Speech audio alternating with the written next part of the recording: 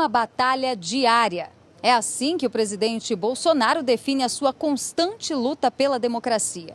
Defendendo a liberdade, dando o exemplo de combate à pandemia que assolou o planeta e ditando os caminhos para a recuperação da economia mundial. Tudo que a velha mídia insiste em esconder ou distorcer, mas que precisa ser mostrado. Nesses quase 3 anos de governo, houve um trabalho árduo para colocar o país nos trilhos do desenvolvimento. Ainda que a maior parte deste período tenha sido sob uma pandemia mundial que já se estende por aproximadamente 1 ano e meio e uma guerra sem fim de narrativas. Um balanço da Secretaria de Comunicação da Presidência da República apresenta um importante apanhado deste período. Lembrando que Bolsonaro ainda recuperou a imagem do país e a confiança do povo. O governo federal lamentou as perdas de vidas, mas jamais poderia ser considerado culpado por tais mortes.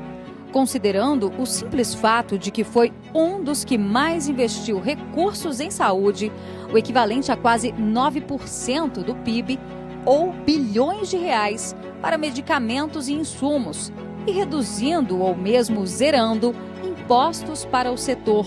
Só em leitos de UTI foram mais de 25 mil abertos, com verbas federais. Nas vacinas, o Brasil é o 4º colocado entre todos os países do mundo e quase 55% dos adultos já receberam pelo menos uma entre as mais de 300 milhões de doses distribuídas aos estados. A previsão é concluir a campanha em novembro, à frente de todos os países emergentes e lado a lado com as nações mais desenvolvidas. Os que hoje acusam Bolsonaro de crimes que jamais cometeu, esquecem de citar que foi ele quem decretou o estado de emergência de saúde ainda em fevereiro de 2020, oferecendo como solução a fiscalização das fronteiras e dos aeroportos, além do cancelamento do carnaval, para evitar que a entrada de estrangeiros trouxesse na bagagem o vírus chinês.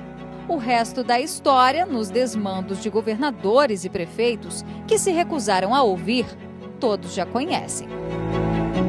A preocupação, entretanto, não poderia ser só com a saúde. O país encontrado pelo governo Bolsonaro havia sofrido com quase 2 décadas de pilhagens, corrupção, desvios e uma crise política que destruiu a sociedade e a economia. Reduzir a inchada máquina pública era essencial. Primeiro veio o corte de 60 mil cargos e funções, seguido da aprovação da reforma da Previdência e uma série de medidas para tornar o Brasil menos burocrático e mais digital.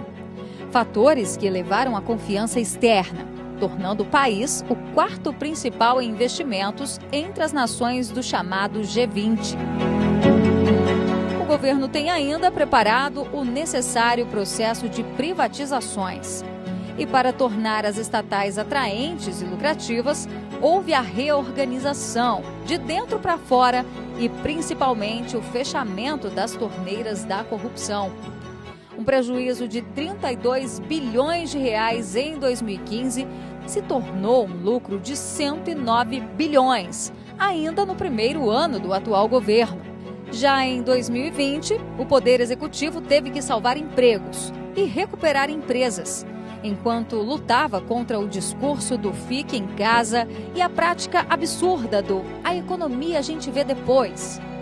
Com o Programa de Preservação de Emprego e Renda, que permitiu um livre acordo salarial e de carga horária entre patrões e empregados, e o Pronamp, que disponibilizou mais de 60 bilhões de reais a juros baixos, pelo menos 20 milhões de contratos de trabalho foram preservados.